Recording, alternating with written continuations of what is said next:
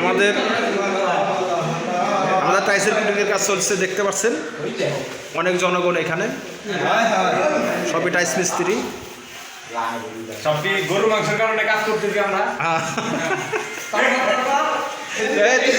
তুই কে লেগে ডলাডলের লেগে আমি ব্যস্ত।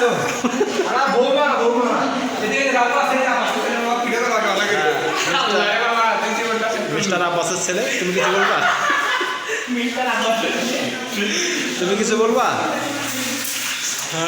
বলো, কিছু বলবা নাকি?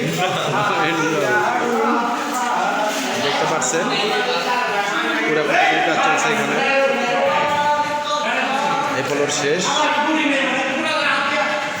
সুন্দর করে ঢালাই করে নিয়ে